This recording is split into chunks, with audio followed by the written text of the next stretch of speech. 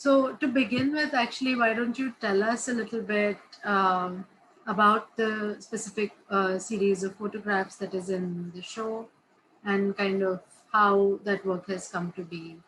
Mm-hmm. Yeah. So this work called Cardinge is still like very much work in progress. But what Cardinge is, to like say it simply, it's the story of like human environment conflict and indigenous issues. It's set in this village called Lama Punji, which is a village of 40 Khasi families who live along the border of India and Bangladesh in this region called Jaflong.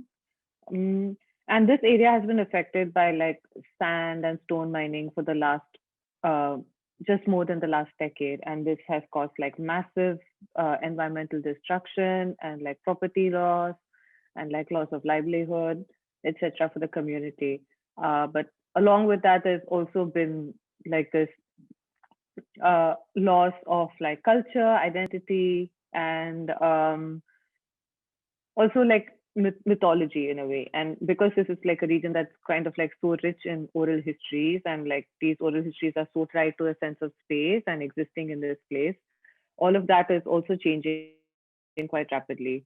So I think what Cardingia looks at is kind of like looks at this community and their histories and the mythology and how that's being affected by what's happening right now.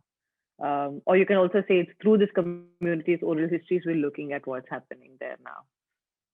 I did a 6-month residency program at Pathshala South Asian Media Institute. This was in 2015. And when I was there, we went on a residency to Jaflong.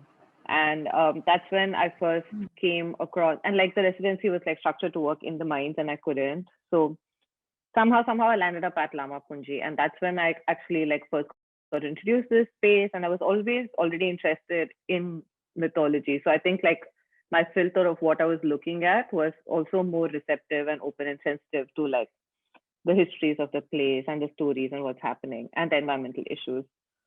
So that's how I got introduced to the space, and I started working on Kardinge as like my final project for my residency in a way.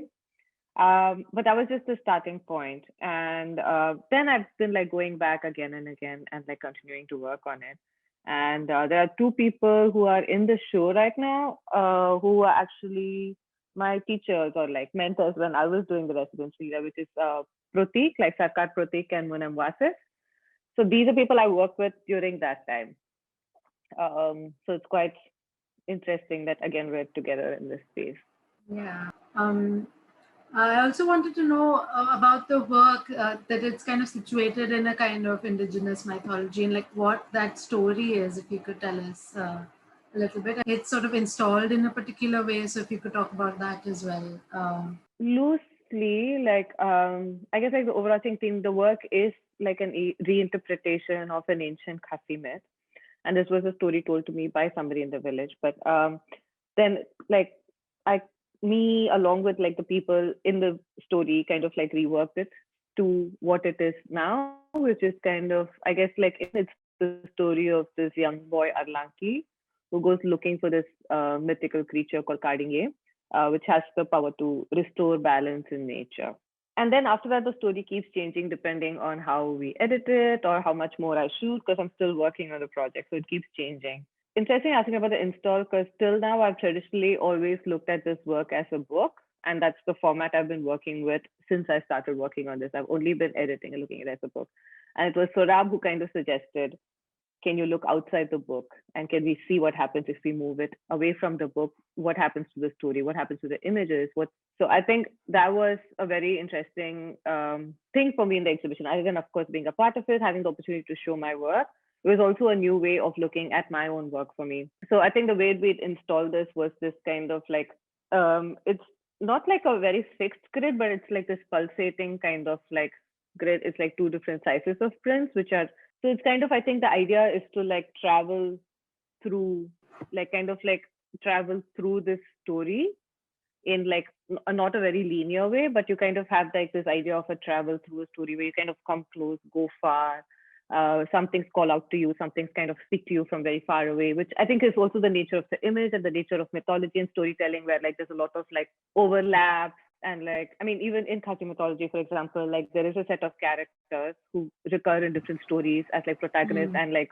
background characters. So I think it kind of stays in right. tune with this whole idea of like mythology, which is very interwoven. This documentary photography expanded into becoming uh, uh, a space for sort of the mythological narrative to come in, for it to become a semi-fictional work as well, right? When you sort of expand on that in that way. So how that happened, that shift in how you were looking at the place. I actually come to photography from a filmmaking background, and that too from like a commercial filmmaking background. So working with fiction was not a new thing to me. I kind of like in some ways carried forward certain tendencies I'd always had in working with images. And as I was working with moving images a certain way, and I just kind of like moved those sensibilities into moving with still images. And when I started, there was also text in the work, which right now it doesn't have. It might come back, but I think for me, so when I started, I think I intuitively started working in a way which was not categorizable as like documentary or fiction, because I was working in a real place with real people about real issues, and I was there as a person. But we were also like staging images, we were collaborating, and we did invested in was like the whole debate of like documentary and fiction in photography. I think like the more I work on it, like the more time I spend on it, and the more I make other work as well, I'm starting to realize that's not a conversation I'm very like excited about. I think it's an important conversation, but there are other people having it. I think the space I'm more interested in is in this idea of like work, which is not like easy to categorize. And for me, it's like this is the story I want to tell, and I will use anything and everything. I will use fiction, I will use documentary, whatever can make the story. It's a hard enough as it is for me. Like, and I'm quite upfront about my position with respect to it. Like, I don't really like make it seem what it's not, and that's also important. And it is what it is, and in that things can happen. And for me, that's quite beautiful. People have done this before a lot in like literature and performing art, and like feminism has this huge history of mixing up different things. And I think that's more of the tradition I would rather like put my work in conversation in, if that makes sense, and not into like the documentary fiction binary. Because like this binary is, I think, like something which bothers me quite a bit.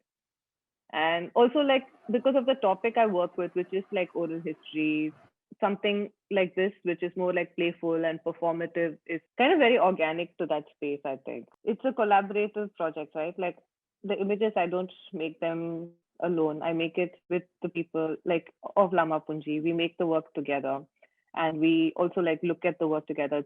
It's done in like a way that it's the stories come from there, and I'm kind of like photographing it, and they play it out in front of the camera. And I think that's also important, like for me, this whole like documentary versus fiction, like the fact that in fiction you can be using performance in your work, you create this space which allows for this play. I think that's also important to have that agency, like to know that I'm an outsider and to accept that position and be upfront about it, and like to have let other people have their voices. I think that's also like a reason I work the way I work in this region.